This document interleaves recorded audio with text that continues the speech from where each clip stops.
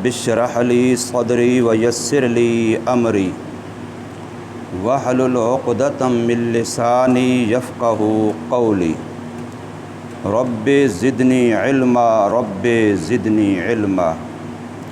اعوذ باللہ من الشیطان الرجیم بسم اللہ الرحمن الرحیم۔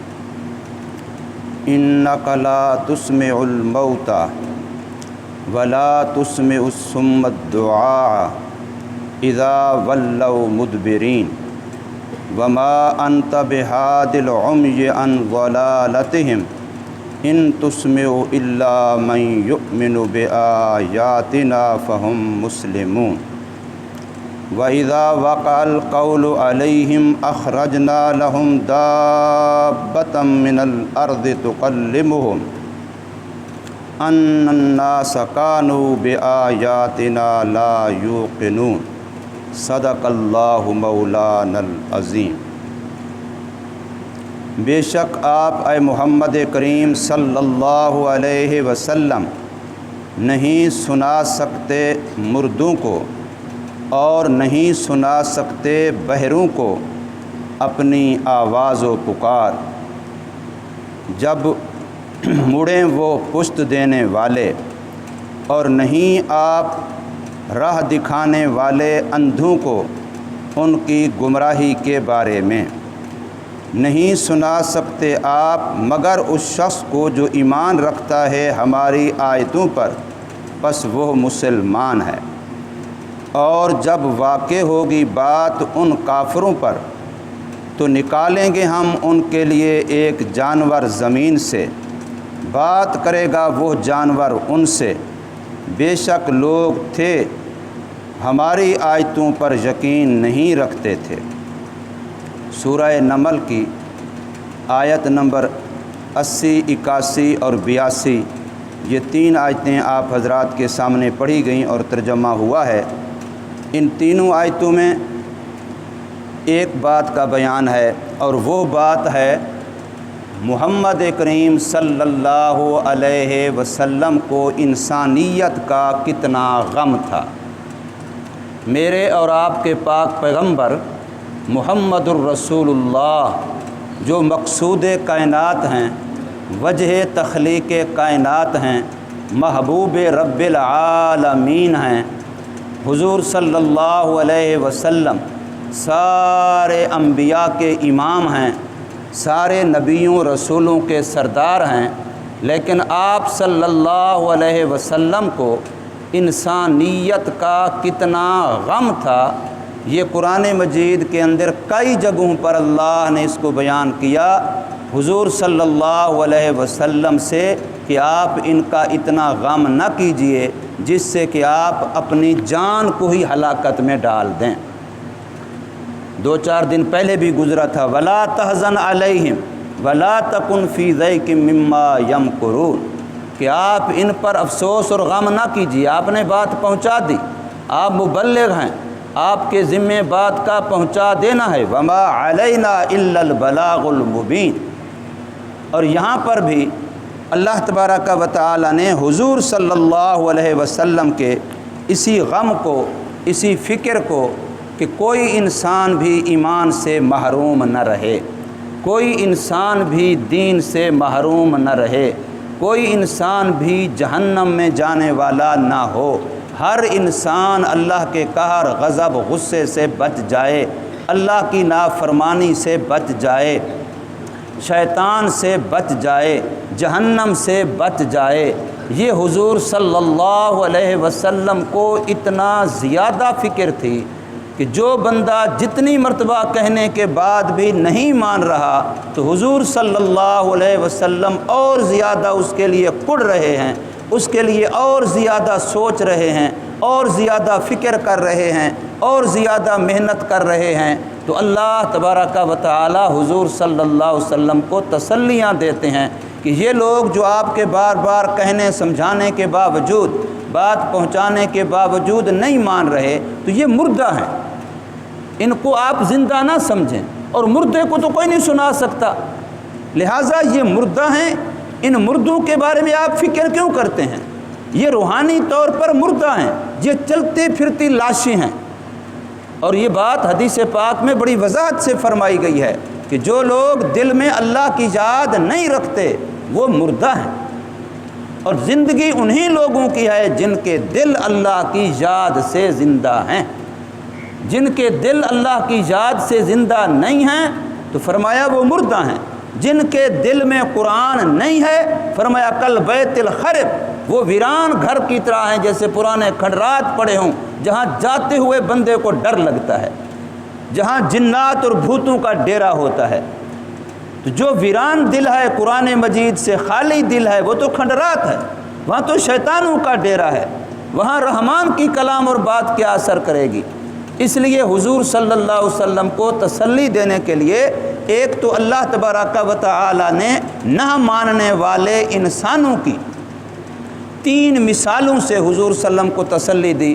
نمبر 1 فرمایا یہ مردہ ہیں اور مردے کو آپ نہیں سنوا سکتے۔ نمبر 2 یہ بہرے ہیں اور بہرے ہونے کے بعد منہ دوسری طرف ہے اور یہ آپ کی بات سننا چاہتے بھی نہیں ہیں۔ ایک بندہ بہرا بھی ہو اور آپ کی طرف دیکھتا بھی نہیں ہو کہ آپ اشارے سے اس کو سمجھائیں گے، کانوں سے وہ سن نہیں سکتا، اشارے سے سمجھاتے وہ آپ کی طرف دیکھتا ہی نہیں۔ اذا ولوا مدبرین، منہ ان کا دوسری طرف ہے، آپ کو تو کچھ دے کے وہ بھاگ رہے ہیں، تو آپ اس کو کیسے سمجھائیں گے؟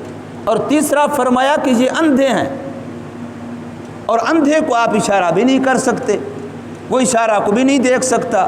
تو اس لیے ان تینوں مثالوں سمجھایا کہ جن لوگوں کو آپ واعظ تبلیغ نصیحت کر رہے ہیں لیکن ان پر مؤثر نہیں ہو رہی، تو آپ اپنا قصور نہ سمجھیں، اپنے آپ کو ہلاکت میں نہ ڈالیں۔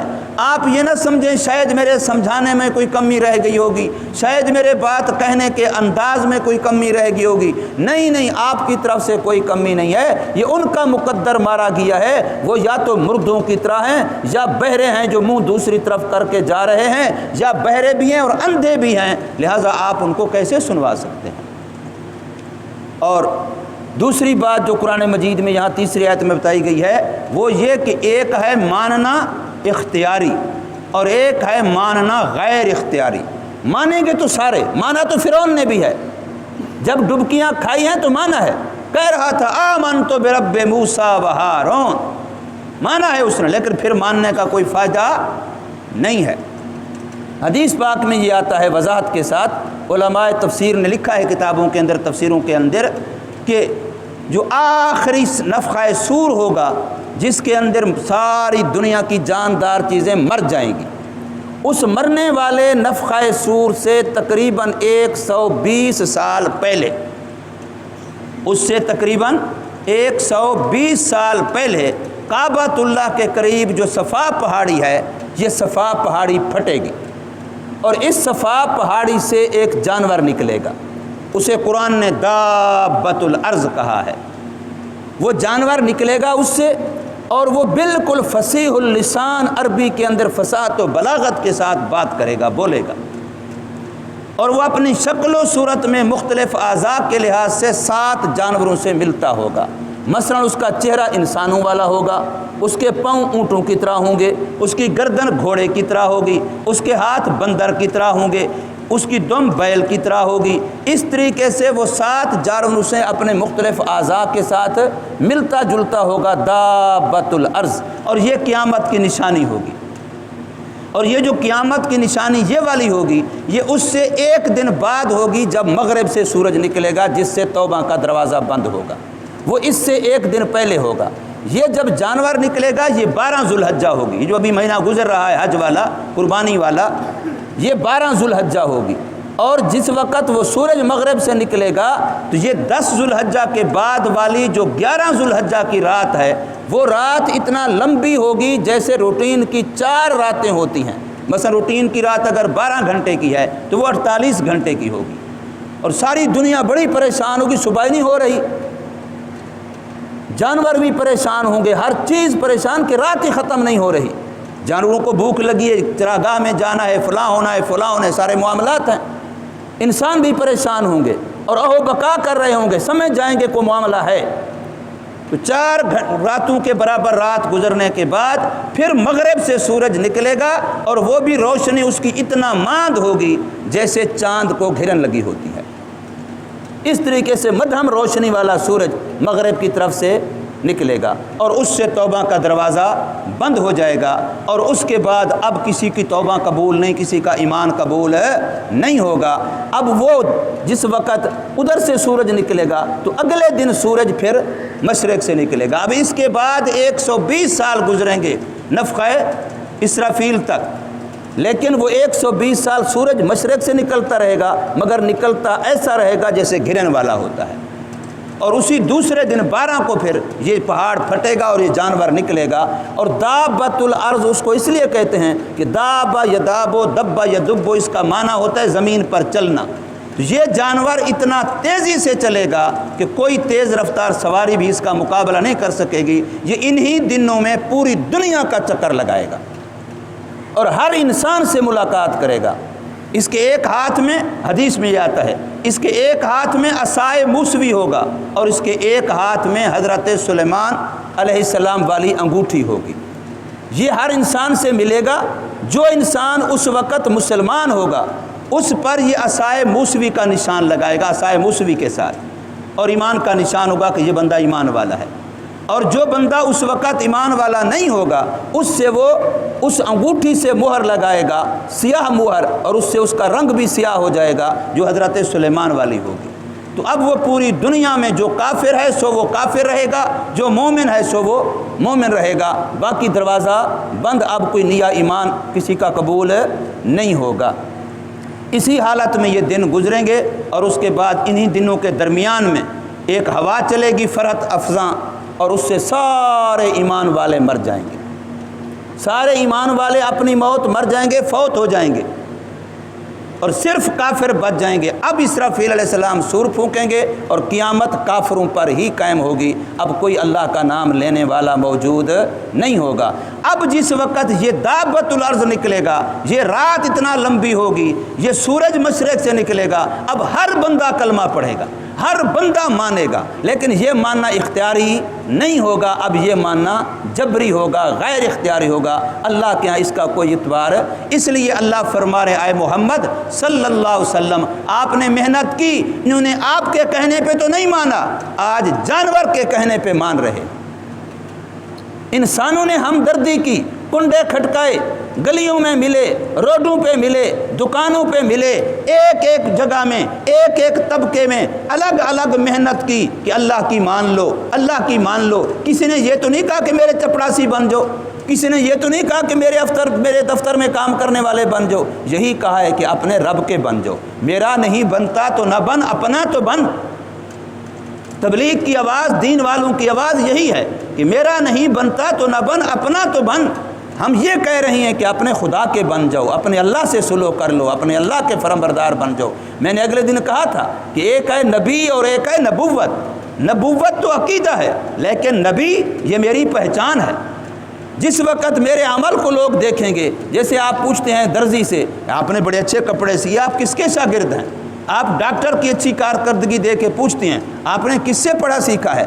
کسی بھی فن والے سے آپ اس کی اچھائی کو دیکھ کے آگے دیکھتے ہیں، تو مجھے دیکھ کے ہے کہ آپ کس نبی کے امتی ہیں، آپ کس استاذ کے شاگرد ہیں؟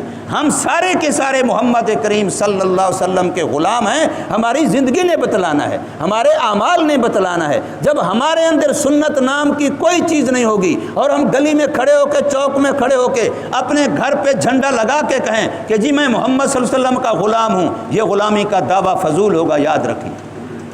غلامی کا دعویٰ اطاعت والا قبول ہے، اطاعت کے بغیر والا قبول نہیں ہے کہ بے شک آپ جھنڈے لگائیں، جھنڈیاں لگائیں، بتیاں لگائیں، کچھ بھی آپ کو فائدہ نہیں ہوگا۔ تب فائدہ ہوگا جب آپ کی زندگی میں محمد کریم صلی اللہ علیہ وسلم کی سنتیں نظر آئیں گی۔